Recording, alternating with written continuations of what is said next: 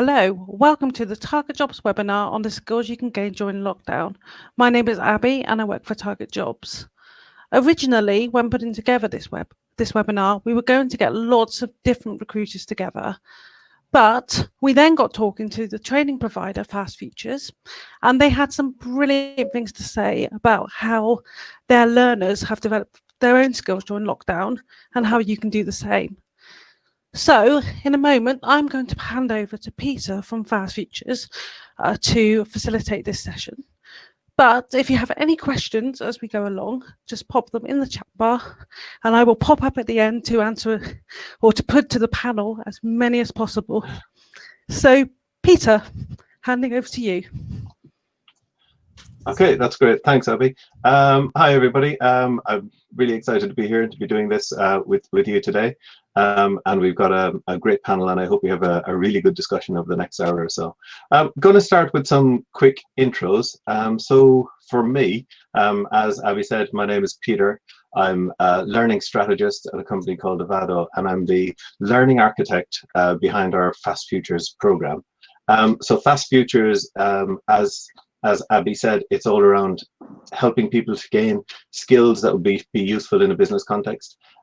It's a free 12-week online course, including mentoring and developed in partnership with some of the UK's leading businesses such as Barclays, AstraZeneca, BT, and so on. It's something that I've been really excited to work on over the past 4 months now, I think. And I just think it's such a privilege to be able to work on something that has such potential to make a difference to the lives of young adults. So I'm going to hand over to Darren just to introduce herself very quickly. Hi, I'm Darren. I'm a recent graduate from London College of Fashion, and I'm really excited to be a panelist today and talk to you guys about the incredible skills and possibly learned over lockdown. As a graduate in the pandemic, definitely not the best year for it, but there are lots of different things that I've learned along the way, which are very to kind of delving into today.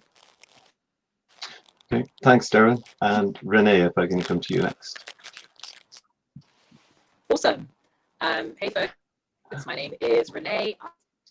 I am a recent graduate from Harvard, and I am currently an entrepreneur and educator working in the startup ecosystem, and I am also a content creator. Yeah, that's me.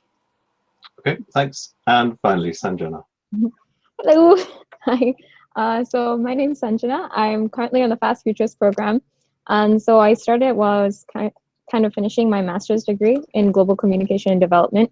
So I'm kind of on the same boat as you guys right now, just job hunting. So, yep, such fun. Okay, thanks. So like we said today, we're going to be talking to you about lockdown skills, putting forward the skills that you've gained during lockdown to employers, and you know, we're going to be looking at how you can best prepare for a job in the current climate and the importance of upskilling and how best to apply your knowledge. We're also going to talk a little bit about the Fast Futures skills and mentoring program so you get a better idea of what that's all about and how it can help to build your skill set during lockdown. And we do want to make this interactive. So if you have questions, then please pop them in the chat. We'll try and answer them as we go along. And the ones that we don't get to, we'll have dedicated time for questions at the end. So we'll return to them then. Okay. So we're going to start off with just a discussion around the challenges that students face in developing kind of real world business skills, particularly at the moment. And I think it's really tough at the moment because, you know, it's really hard for, it's a really tough job market in general, I think, particularly with COVID and lockdown and all the impact that that's having. But I think it's even harder for entry-level roles where there's a lot more competition. Everybody's CV maybe looks similar in terms of experience because it's like harder now, I think, to get that kind of experience that helps to make you stand out and differentiate yourself. I mean, one of the first things we saw with the first lockdown back in back in March, was that companies just really tightened their belts. So there's fewer internships, there's fewer kind of opportunities for workplace experience and graduate roles and apprenticeships and so on. And all of that just kind of makes it harder, like I said, to develop those skills and help yourself to stand out. And companies, even companies that are advertising graduate roles, a lot of them are kind of saying, well, we want so much experience. So how do you stand out in that? And I'm not going to maunder on about this. I'm going to direct a question to Darren, I think, first of all. And what do you think have been the three biggest challenges that students have encountered building skills, particularly during the pandemic?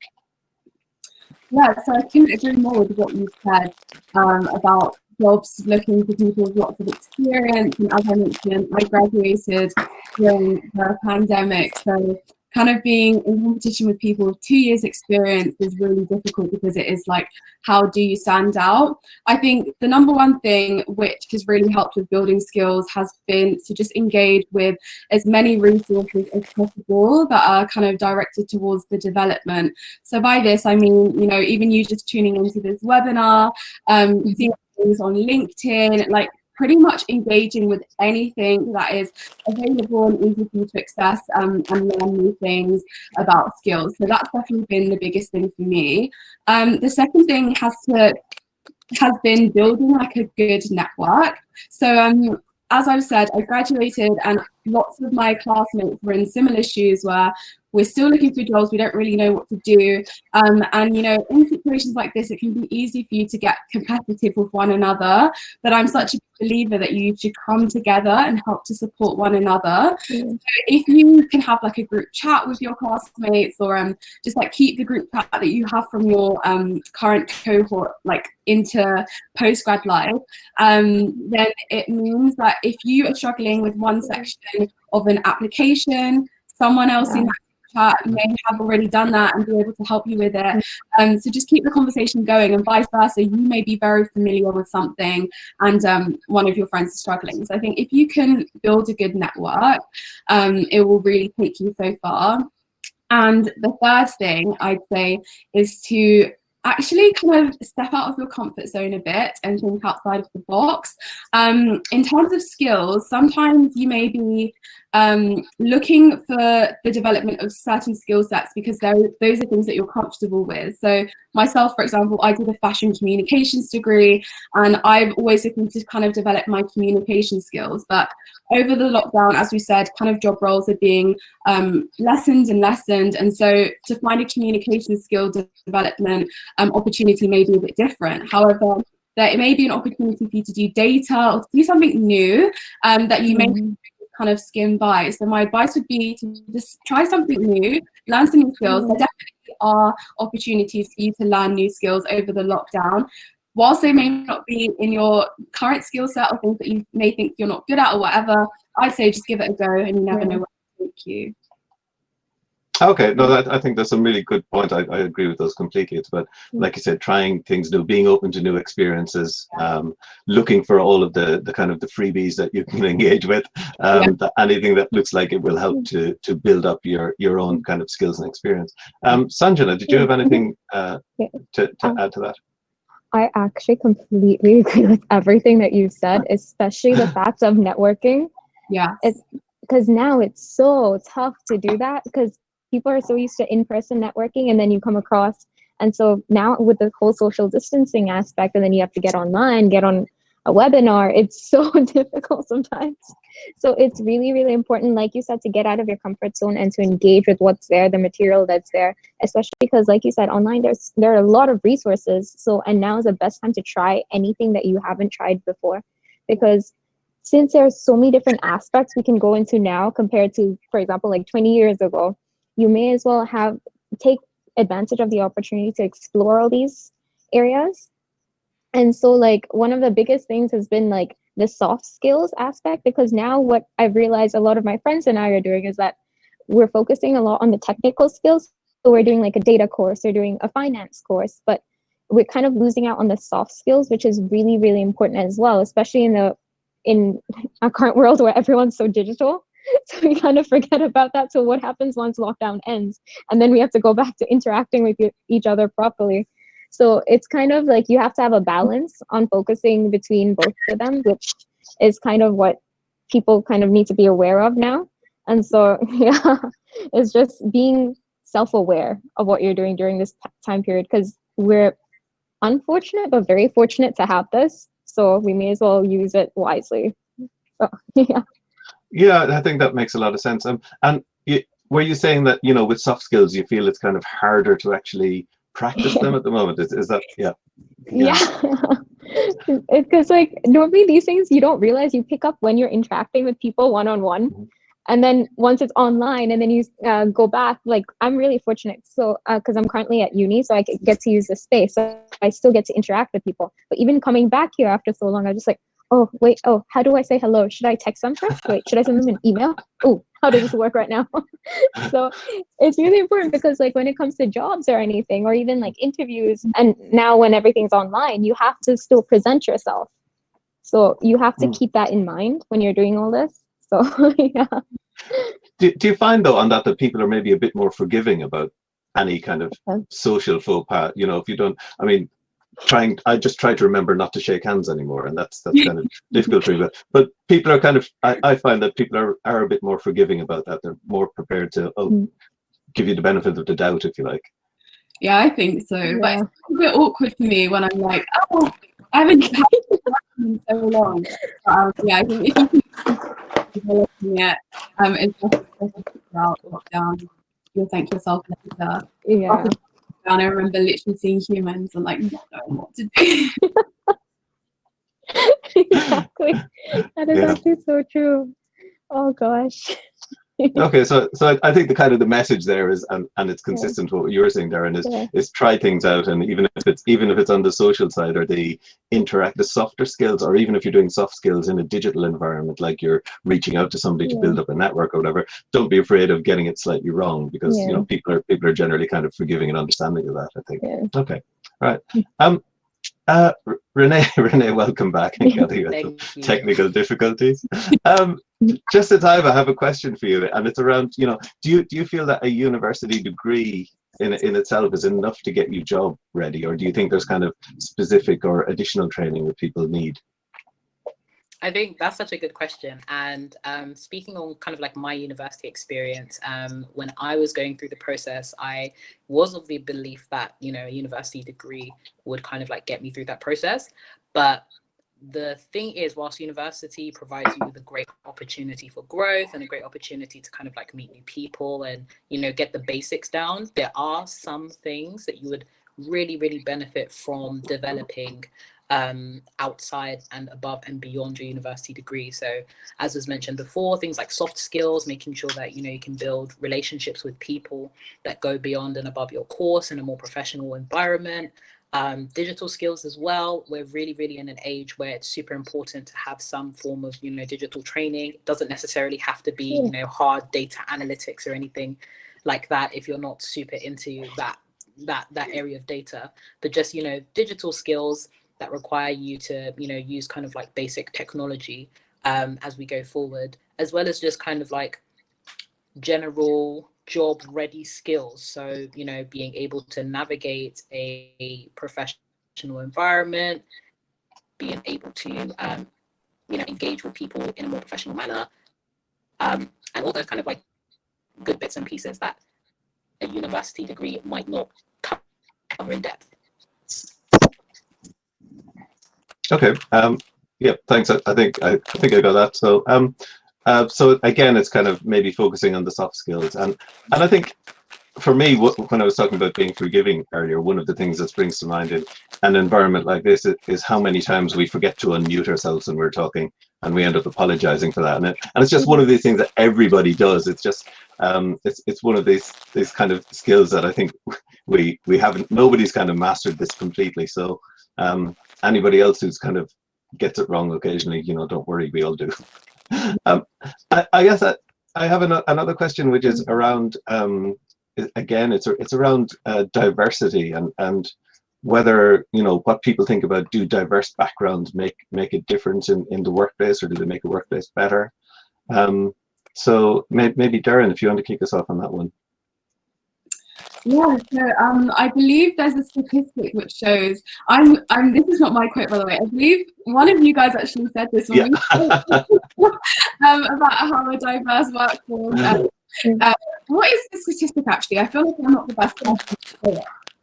Oh yeah, it has been found that the more successful companies are the ones who have a more diverse. That's it. And yeah, I think diversity is always to be embraced and to be welcomed, and it's great to see that companies are pushing for more diverse workforces, and there are schemes specifically related to diversity in certain areas, which I think you should definitely make the most of. And yeah, I'm happy with the direction that things are going.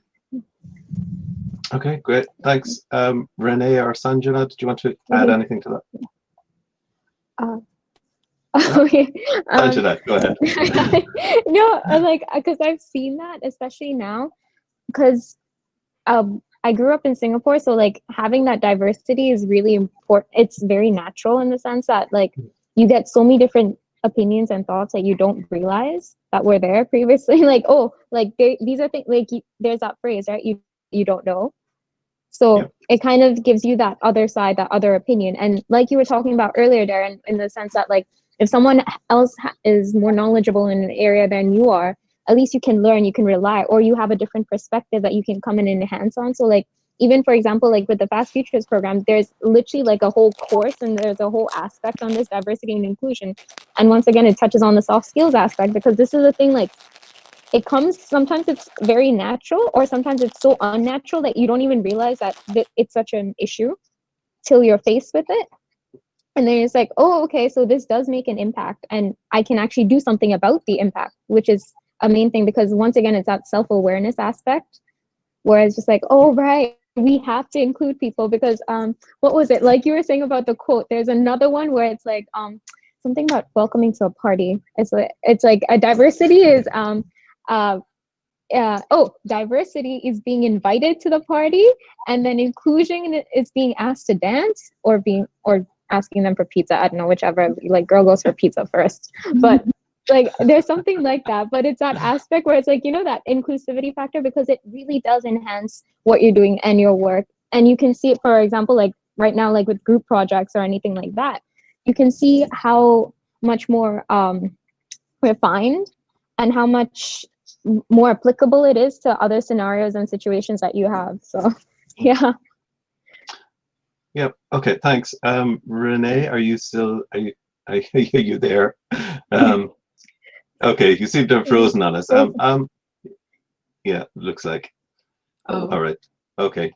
So yeah, I think for me, I think this kind of emphasis that we have on diversity, I think is fantastic these days. I think for me, on the one hand, it's great to mix with kind of a very diverse group of people. And on the other hand, from a business perspective, having diverse cognitive diversity in your groups means that you avoid falling into traps of groupthink and everybody thinking the same way. So I think, you know, people being able to think in different ways and being free to express that, I think is incredibly valuable, both on a personal level and a business level.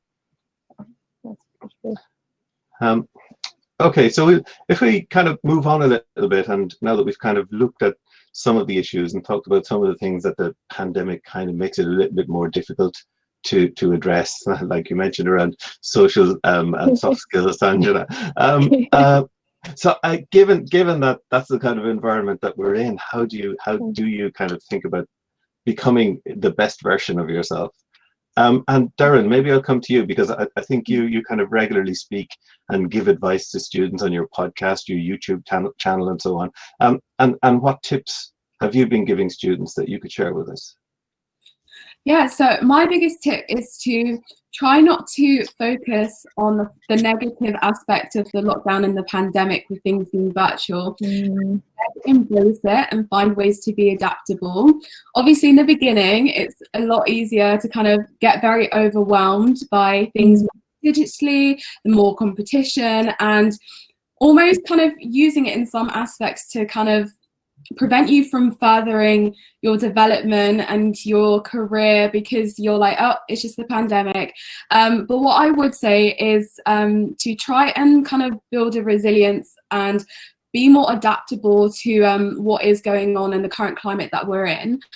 So with that, again, I'm a big digital person, and I just always recommend to to, you know, even watch YouTube videos about interview skills or how to network. There's pretty much everything about every topic on the internet, and also in courses like the Fast Futures. And so I think if you can use this time where, yes, that you may not be in a job because there's more competition and everything with the pandemic, but you're not using that to completely put a halt on what you want to do, and instead you're just being smart about it and finding ways that you can use your time effectively, and still be working on yourself, so that come the time that you do get that phone call for an interview, or, you know, things in person start to happen again and there's networking events, you can go there and you can do what you need to do and really excel.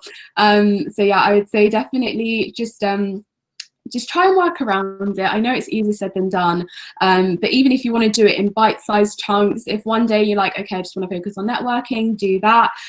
Just kind of be more gentle with yourself and know that you do have a stretch of time. So just do bits every day when you can, and before you know it, lockdown will be over, or, you know, you finally got on that phone call and you are equipped with so many more skills than when you started. Okay, no, that's yeah, I love that, and I love this idea of being more gentle with ourselves, because there is this. I feel there's this pressure that, you know, on people, that it's like, oh, you're in lockdown, which means that you have all of this free time, which means that you should suddenly be kind of working your socks off to improve yourself and everything. And actually, I'm kind of sitting here thinking, look, you're in lockdown, the main thing to do is survive, you know. It's kind of to get through, and I, you know, I guess there's kind of a bit of a balance there. On the one hand, yeah, like you say, try and do something, but on the other hand, be gentle with yourself. Sanjana, sorry, you did. Yeah, like, honestly, I completely agree on that, and that is something that I've realized impacts us so much. This whole mental health, sorry, pardon me, and mental wealth, well, technically same thing. So, like, because a lot of the times, especially like in our current climate where it's like, okay, you have to get the job, you have to do well, and now in lockdown it's even more enhanced, because like you said, you're expected to do it because you have all these resources in front of you. Yes, please make good use of these resources, because they are brilliant. Oh, thank you, internet. But at the same time, like you said, you have to be more gentle with yourself, because this is something that I kind of learned from the program as well. It was one of the aspects on goal setting, which I didn't realize was so important. And I actually told my friend about it too the other day. He was having relationship problems. So I'm just like, no, you have to break down your goals. Because the thing is that people have like such big goals, like, oh, I'm going to learn this, I'm going to learn this. And they suddenly make a list of 20. And then this was a piece of advice. Where was it? I read as well. Like, I forgot what it was, but it's like, you make a list of 25 things that you want to do, and the top 5 are what you need to focus on, because the rest of sorry, numbers aren't my forte. The other 15 you can achieve them later, because it's like when you see the sun, you can direct your energy all these ways, but then there's only so much that you can give. So if you channel in 5 different ways, and in things that you really want to do, you will achieve them to the best level possible. And the fact that, like, a lot of people now, like, because you're always on your laptop, so you're overworking, you're like, okay, if I start at 8, but then I can finish at 8, but then there's another email that comes in, so you're like, okay, maybe 9, maybe 10. The thing is that, you have to kind of just be aware of what's going on and how important, like, if you rest well, and if you kind of break down into smaller achievements and smaller goals, you can say, okay, I've done this, I've done this, I've done this, I've done this today. So let me just put my laptop aside. Let me go talk to a friend. Like, that's the thing, is just having that balance. That's really, really important, and being aware. So, yeah. I can agree more with that. And sorry, just off the back of what you've said, I think just like not comparing yourself as well. Yeah. Huge thing, because as you said, we're always on our laptop, so, you know, to go onto LinkedIn and see someone with this job offer, or someone submitted 100 applications, it can make you now self-reflect and be like, oh my gosh, am I not doing enough? But the answer is yes, you are doing enough for you, and your own lane, and avoid comparing yourself from others, because nothing good will come out of that, and just know that you're doing your own bit.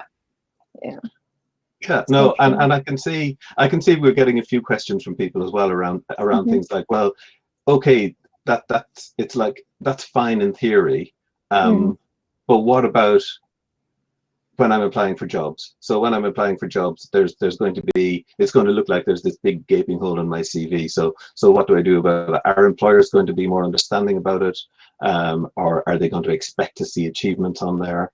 And you know what can they do about that? And I guess, do you have any comments on that either? Yeah, I think employers are definitely going to be a lot more understanding. Because yeah, just sort of context, we're in the middle of a pandemic, like people are struggling with jobs. What I will say though is, whilst you may not have a job to fill that gap, still be doing something in that gap which you can talk about and that you can still put down on your CV. So again, referring back to everything like this program, which you can do so many things, like there are LinkedIn stuff that you can do. There were like virtual internships going around, just showing that even though you were in a situation that was out of your control, you were still able to keep pushing and working in the field that you want. It really does show a lot. And so I think I wouldn't stress too much about gaps in your CV, but just instead focused on yeah, like what you can do outside of the job market to fill them. And I think they should be yeah. Okay. Let me just follow on to that. Sure. Like, because that is actually so important, because like in this program, for example, like we get given a mentor, and so I was talking to her as well, and so I was a bit worried because I'm like, okay, I don't exactly have a job during this period, but I'm doing an internship, but it's an unpaid. And she's like, no, because it's still important, because like you were talking about virtual internships and everything, it still shows that you're willing to learn, you're willing to be resilient, and you're willing to put in the work to make use of this time that you currently have to learn new skills, to develop, and to be more adaptable for the new world that we have coming for us now. So that is kind of what I feel, especially now with the, how do I put it, the new age of employers, where like people are now looking for people who are more adaptable, who are more flexible, who can dip their toe here, who can dip their toe here. So it really shows that you have that drive and that initiative to want to do better during this period of time. So the main thing is kind of like you showing that you are doing something, even if it's one thing or if it's five. Remember, 5 is max. Like you have to kind of show that you're not wasting the time and you're using it wisely in that. So yeah, so even if you have a gap, like you said, like everyone knows there's a pandemic going on, and even my mentor, she's just like, there's a pandemic, it's okay. Like you do what you can and do it to the best of your abilities. It's like, don't do something with half your butt, do it with your whole butt. So yeah. Yeah. Yeah, okay. And actually, Sanjana, you've talked a bit about the program, and I have seen that there have been 1 or 2 questions from people asking about the program. Would you be able to say, like, how you think the program, in particular, how it's helped you develop skills maybe that you didn't know you needed when you started? Yeah. Oh, this has helped me a lot with that area, because I'm very I'm the type of person who goes popcorn. So I'll try different areas, but I will avoid the areas that I don't like a bit. So like things like data and finance, these are skills I didn't even realize like we needed to such an extent. So like having a data-driven mindset, that is the one sentence that has stuck on my mind since the program started, and I didn't realize how important it was to have that, because like everything that you do, especially now in our digital age, is backed by data. So you need to have these foundations, and that's something I thought like, oh, okay, you just look at numbers, you can just apply it. No, like you have to find the reasoning. And even like, for example, like the finance module, like 20 minus 5, I struggle to say the word 15. So numbers really not great. But like even with the finance module, these are things that lay the foundation of what you need in any business, whether you're at the top or at the bottom. So skills like this, they're important because these are things that you can apply everywhere that you go. And it shows that you know what you're talking about. If they employ you, like, yes, you're starting, but you're starting at a level. And even like, so these are, for example, like I was speaking about like more hard skills English. But then at the same time, like the soft skills come in. So we have a totally different area. So it's all about like diversity and inclusion. Then you have mental health, well-being, teamwork, which is really, really important now. So, I can imagine, yeah. Yeah. Especially like, for example, like how you're talking about with virtual internships and everything. So for a lot of these internships, because I got my friend on one, I was like, yes, do it now. He has to work with different people from all around the world, and everyone's on different time zones. And it's so important, like from time zones to culture. So you have to kind of understand how to play with each other, how to utilize all your resources, and to kind of maximize what you have. So through these like modules, we've kind of learned, like, it's not something that's very what's the term they use here? Waffly? Yeah. The That best works. term ever. But like they're actual things. There's actual science behind it. There's actual psychology. There's actual studies behind it that you can use and you can apply.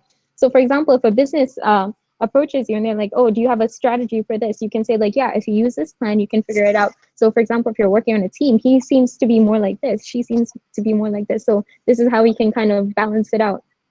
So it makes you realize like there's a lot more science behind things that previously you may have thought like you could just come up with on the fly, but no.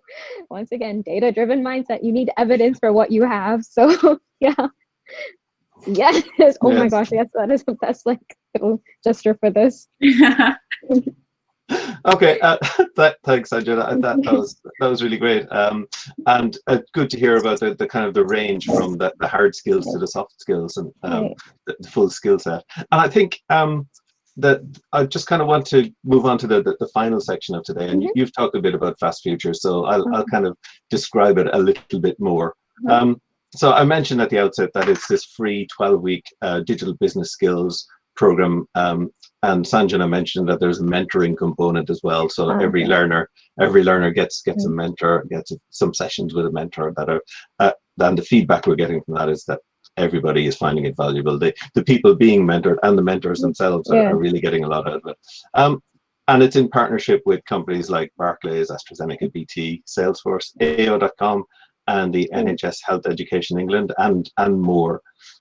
So, you know, way back in sort of May time, we recognized that the pandemic was having an impact on young adults in their ability to develop professional and soft skills, and to get the employment that you want in the kind of field that you want. So we put together this program of core modules. So it's got the digital and data skills, as Sanjana mentioned, plus marketing, finance, working in teams, and this kind of psychology behind that, and how to adapt and innovate.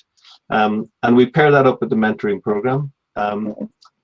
And the aim is we're already helping our young learners apply their knowledge in interviews. Some people have obtained employment through it, but I don't want to overpromise on that one. But we do think that it really does help people to have a stronger case, a stronger argument, if you like, for when they're looking for work. We're about to launch cohort 2, which it'll start in mid-January. The applications are open now. They're open until the 7th of December. All you need is just to be between 18 and 22 and have the right to work in the UK. And I'll put a link in the chat at the end that you can go to get more information. So, and for me, one of the things when I was putting this program together, one of the key things was not just about helping people to develop the skills, but also hopefully helping people to be able to talk about them, so that you could come out of this program with, here are some examples of where I demonstrated my key strength in determination or resilience or whatever it might be. So you're developing the skills, but you're also developing that kind of vocabulary, if you like. Because I do think that quite often we build skills without realizing it. And I guess this would probably be a good time to, you know, go to Darren and kind of ask that question. What advice can you give people on how to recognize and evidence the skills that they have? I would say to do something out of your comfort zone. So for example, my kind of background, communication, social media marketing. My friend, for example, does consulting. So if he comes to me with advice to help him with like a case study for consulting, I may think, I don't know anything about consulting, I can't help you with it. But I think when you actually step into these things that are a bit more out of your comfort zone, and realize you can actually do it and that you have lots to add, you're like, hold on a second. My skills of presenting, my skills of communication, my skills of this, they're all coming out now. And I think a lot of the time when you are in situations that you're comfortable with and that you're familiar with, it can be easy for you to kind of glaze past the things that you do on an everyday basis. So I think if you are sort of struggling with how to recognize the skills that you have, just go and engage with something completely different and see how well you engage with it. See what made it easy, see what made it difficult, and then you're able to highlight your strengths and weaknesses quite well. And also, I guess, just familiarize yourself with like the job descriptions of roles that you are interested in, because usually they'll list the sort of skills that you're interested in. So if you can actually go on the role of a job that you want to apply for and see that, okay, I actually know how to do this, I'm familiar with Microsoft, I know this and I know that, then again, that can be really great for you to have a better understanding of what you do know. And then if you see the bullet point, like for me, this is the Excel. If I see something with Excel and my heart starts to race, then you're able to know that maybe you don't have great skill in Excel, and so that's what you should be brushing up on. So I think actually taking a look and being able to physically see is a really great way to do that. I think that's a good point, and I love what you say about Excel, because to me, people put skills on their CV. They say things like, oh, Microsoft Excel and Microsoft Office Suite and so on. And to be honest, while those skills are important, I think employers are much more interested in knowing what you can do with them. So you know, rather than just kind of saying Excel, just say, I don't know, data analysis in Excel, or you know, basic accounts in Excel, or whatever it is that you might have done. What do you think? Do you think that's a good idea? Do you think that's a better way of presenting it? I think so, specifically given that the amount of CVs that they're getting, I'm sure everyone's saying like proficient in Excel. So if you can actually add on a specific area, it'll be like, okay, make you stand out a bit. Yeah, and that's where it comes back to what you were saying with the job spec, because you know, if the job spec is looking for somebody who can do data analysis, for example, or basic data reporting, then being able to say that on your CV, tailor your CV for the job in that way, will help to make you stand out just that little bit, I think. Yeah, I think so. Okay, and Sanjana, you've talked about your mentoring quite a bit and what you've got out of it, and no, that's fine. It's great. Did you have any? Did you get support on things? What am I trying to ask? Was that kind of restricted to the kind of the course content, or did you get kind of more general kind of advice and guidance, or do you want to tell us a little bit about that? Thankfully, I got advice on pretty much everything. I'm not gonna lie, like you see me, like this is like a chicken over here. So so my mentor is Miss Amelia, and she's from BT. And so I have terrible stage fright, nerves, that whole bundle of, oh no, what is this popcorn gonna do? So like she was so nice. She helped me through all of it. So for example, like for CVs, I sent her my CV and we talked over it. Interviews, we talked over like how to go through an interview. But even more than that, it was more on the outside aspect. So once again, the soft skills aspect. So yes, she did tell me on how to cater and how to tailor and how to kind of like express myself in a more like refined manner, because girl expresses herself a lot. So that was really helpful. But at the same time, like the other aspects of it was even more valuable to me in the sense because like one, you spoke about the networking aspect. I wanted to look into what marketing was like because I was quite interested, and then she put me on to someone who was in the marketing area in BT, and then I realized, oh, there's a difference between business versus consumer marketing. I'm like, okay, so maybe now I can refine my search on what I want for a job because it will be more focused on consumer marketing. And then at the same time, like when we were talking about for example, what I was saying previously about the whole nerves and everything, and then I had a few like interviews. She was just like, okay, calm yourself, you know what you're talking about, so don't be overly stressed and nervous about it. And this is actually more helpful because then you actually can apply what you've learned in your skill set and say it properly so that people actually take what you're saying seriously rather than just being overwhelmed by your nerves and your energy. And that to me was really important in the sense that like I know that I can rely on her for other things as well. outside of that. And then because I had a lot of personal issues going on as well, so I was telling her about my internship and how should I apply it to that, and she helped me through that as well. So it's honestly been like a whole little package of joy in this aspect and like reliance, and I'm so grateful for that, touch wood. So yeah, I hope that helps. Yeah, no, that's great to hear, because obviously I do hear about it from the mentoring side, and I hear some of the stories that the mentors tell, and I must admit it's the one aspect of the course that's just, it's blown me away just how incredibly enthusiastic they have been, and how they've been willing to engage on, not just the course itself, but all of this kind of life skills, and anything that they can do to kind of help. I know some of them, they have conversations among themselves where they say things like, oh, my mentee is really interested in a career as, I don't know, a lab scientist working for Pfizer. Does anybody have any contacts that I can put them in touch with? So they're also using their networking to help out their mentees as well. I just think that's so fantastic. Can I just add on to that? Like, it's just a little thing, because it's like now, especially because I know like the people who are watching, because you have so many options in front of you, like you have options, but yes, in the sense like there are so many different career paths that you can choose, and now that the subjects are also more varied compared to, like, for example, 20 years ago, like it's really, really helpful to have this guidance and advice, because previously I never had any of it, so I used to just plop myself into everything. So you so you can kind of tell the difference between like having someone help guide you through this field, especially someone with experience, because not only are they telling you from their personal background, but as you said, from their network as well.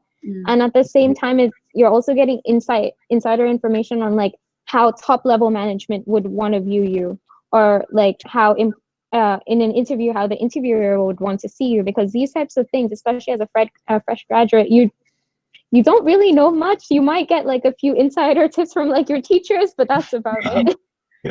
So having that is really good, because then you kind of get to self-reflect as well. And then through that, like one-on-one face-to-face conversation, or over the phone, I don't know if people don't like to look at their faces, but it's really, really handy, and it's so necessary now, honestly. So okay, thanks. And I guess one of the things, Sanjana, well, I guess two things that you've mentioned quite a bit. You've talked about this sort of self-awareness and self-reflection. Is that, I mean, do you, and I think you mentioned that that's something that you've kind of developed a bit during lockdown as well. Is that fair? Yeah, that is spot on, honestly. Especially because you're going through, because life is so fast, because you just want to go next. You kind of forget to reflect and to sit and think. And so even with this program, they have like a self-reflective journal. Gotta do that. Because it makes you like twerk your workings and your inner mind to help perform better, basically. So Okay, thanks.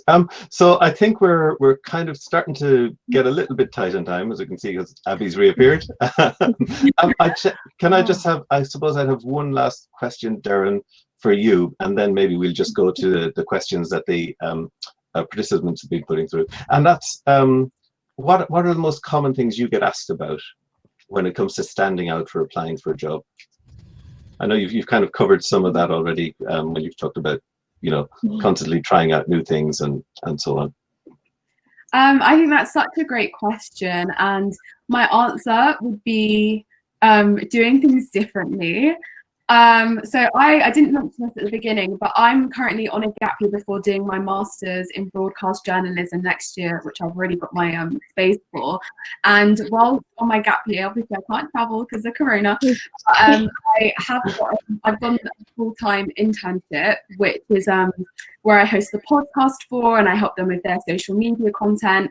But yeah, from my experience with my getting this internship and pretty much all of the other roles and jobs that I've done in the past, is that I've never done it the traditional route. Just because I just think there's so much competition that if a company is getting 800 applications, like, what is it that's going to make you stand out? So for me, what I do is network, build relationships, be seen before the application is even got onto them, so that when they see it, they're like, oh, that name pops up. So depending on what industry you're in, it's going to look different for everyone. So for me, when I was doing roles within the fashion industry, a big part of it is networking. So that has been at like Soho House, for example, which is like a random club in London, to nightclubs, like anything that you or anywhere rather that you have even just 10 seconds with the person, have like an introduction with them and tell them about yourself, and they will remember you. Specifically if you don't go about things in like the very like basic manner that everyone does, or you don't write follow-up messages, kind of like the copy and paste templates that you see on Google. Try to be unique in every sort of aspect of when you're meeting someone, when you're following up, when you're reaching out, because that's what will make you stand out. And I think, you know, specifically as we are in lockdown, lots of people or lots of industry professionals that you're trying to reach, they themselves are doing lots of different things that you have opportunity to access them to, whether or not they're doing a live stream, whether or not they're, you know, they've written an article.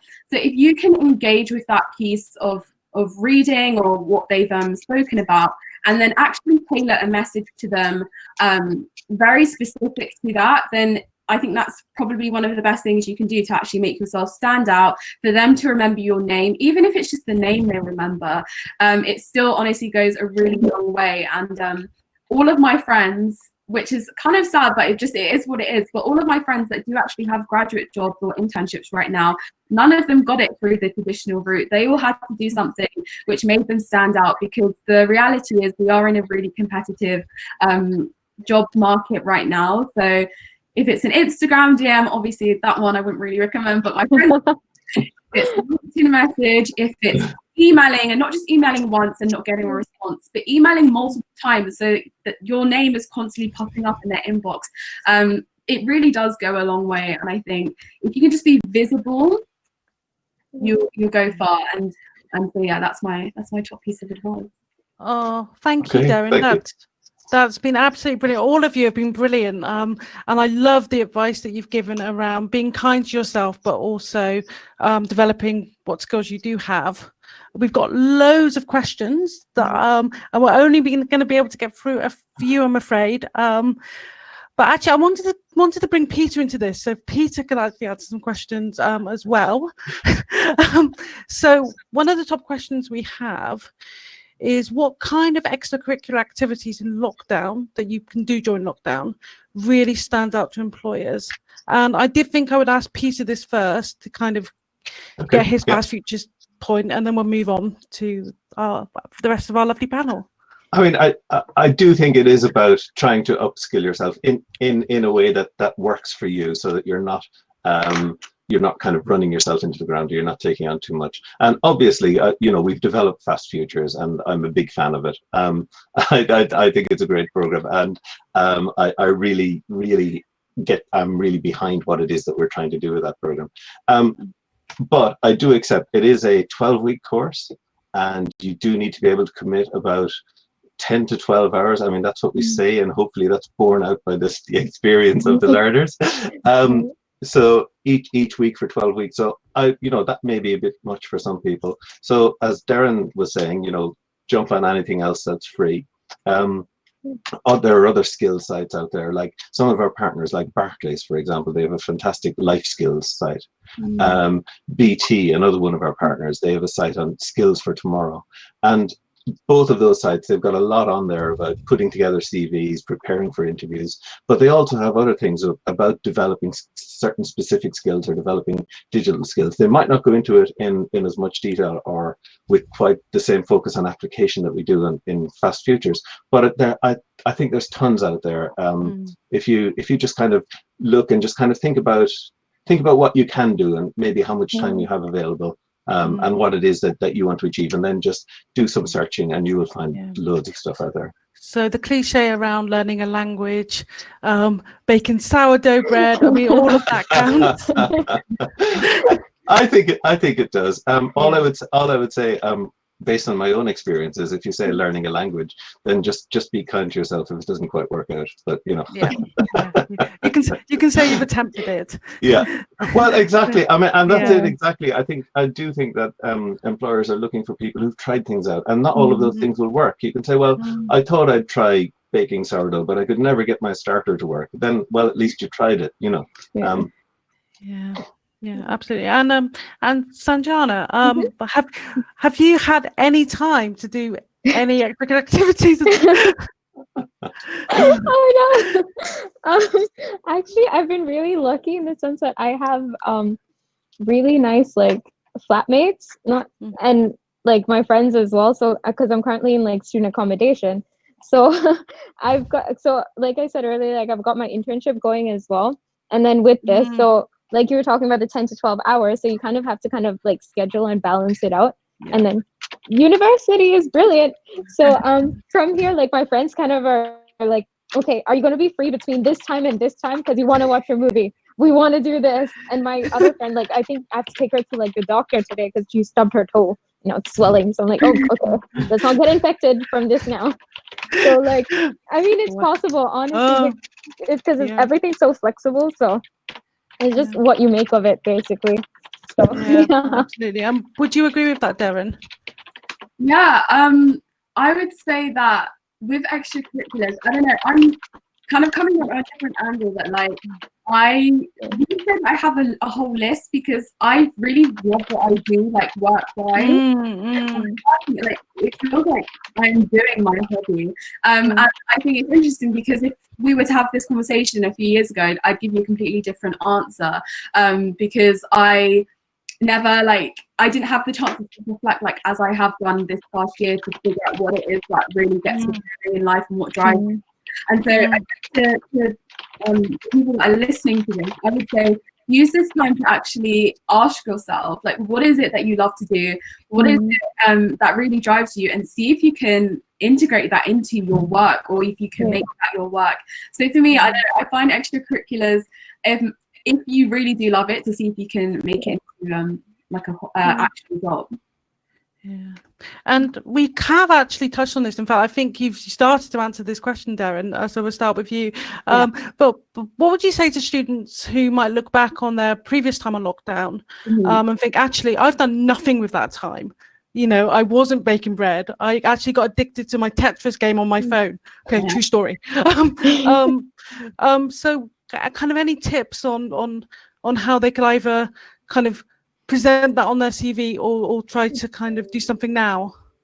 Yeah, so to answer like the first half of your question about people who think that they're doing nothing, you haven't done nothing. You're comparing that, like, for example, you gave the example of like baking bread, and like you're comparing what you've done to that. So if you haven't done that, then yes, that's correct. But you've done so many other things in your own lockdown. So my first advice would be, again, focus on you. Don't compare yourself to others.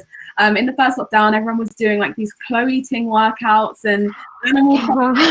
And I was just like, yeah, no, I'm going on like 2-hour walks every day. That's what I like to do. You focus on that. So I think don't invalidate what you're doing personally versus what other people are doing. And then in terms of like filling the gap on that, I would say, yeah, as I've already mentioned, engage with as many things as possible, and make that known on your LinkedIn. I'm a big champion of LinkedIn because it's basically like a digital CV.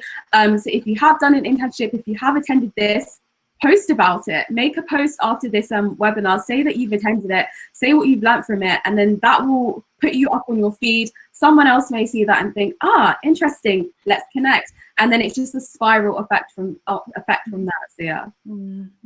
And coming off of that, one of the questions we have, and actually I wondered if this was one that Peter might want to start on, is how do you word your lockdown activities on your CV or on your LinkedIn, you know, in order to showcase the skills that you have gained? Because sometimes it can feel a bit awkward as a student writing, I developed teamworking skills by doing X.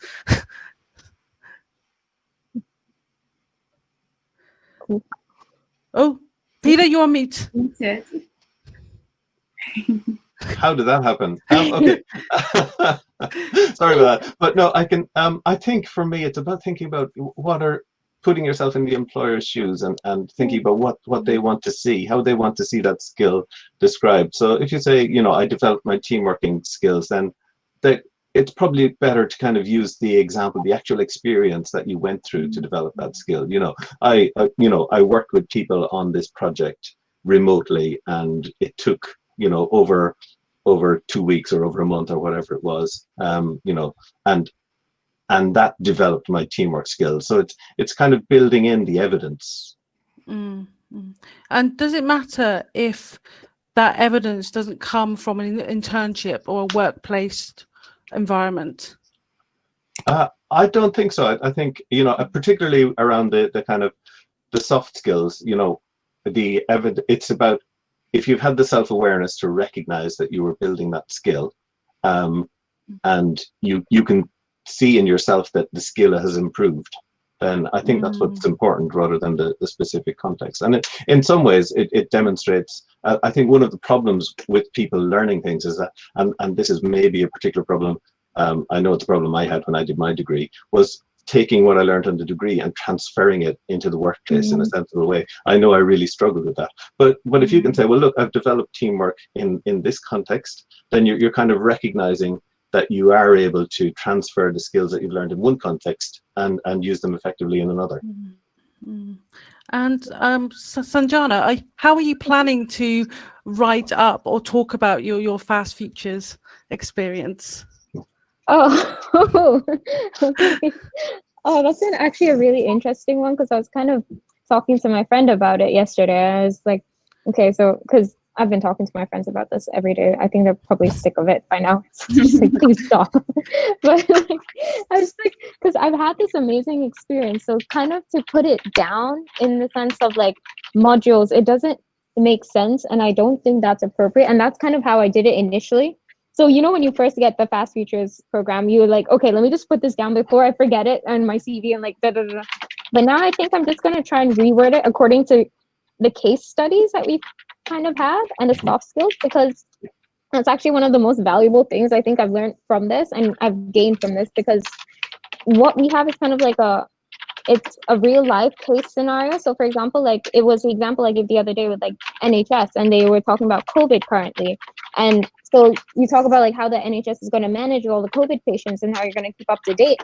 And so from there, you use your data analytic skill, analytic skills to apply onto that. So things like this, and even like when they had something about Sing Health and how you're going to apply and like see what they use, it's kind of taking it into a current context and using like the skills you've learned into a more approachable thing that employers can understand and see how they can apply it to their business as well, rather than it just being like, yes, I learned about finance basics and how to like use Excel in 20 different ways. It's more about like, how has that changed you? How have you utilized your experience and the experience they've given you to create something new, to create something different, and then you put that on your CV. That's absolutely brilliant. Yeah. So thank you so much. But we've only got time for one more question, I'm afraid. And essentially, we're just being asked by lots of people, how do they find out more about Fast Futures and the entry requirements? Okay, and I've been frantically typing while you've been talking, Sanjana. So if you asked me to repeat anything you've said in the last 5 minutes, I probably couldn't, unfortunately. So yeah, I've posted a link in response to one of the questions, and I can do that again. But basically, you can either, if you search for Fast Futures, then you'll find a link, or if you go to avadolearning.com/fastfutures, then you'll find more details on there. And remind me of the deadline. The 7th of December. Brilliant. So the deadline is the 7th of December. There is then a selection process that we go through, and which I think is quite good. We use a lot of psychometric tests on that as well. And I think, again, more and more employers are doing that sort of thing these days. So that in itself, I think, is a valuable experience for people, just to kind of go through that testing process. Yeah, it's great practice. So, well, thank you, all of you, so much. I've been so inspired by listening to you. It's been absolutely brilliant. I hope that people found it useful. I know I did. Yeah, we just wish you good luck with everything. Okay. Thank you so much. All right. Thank you. Thank everybody. you. Thanks everybody. Thanks, Yeah, guys. it's been great talking to you. All right then. Thanks.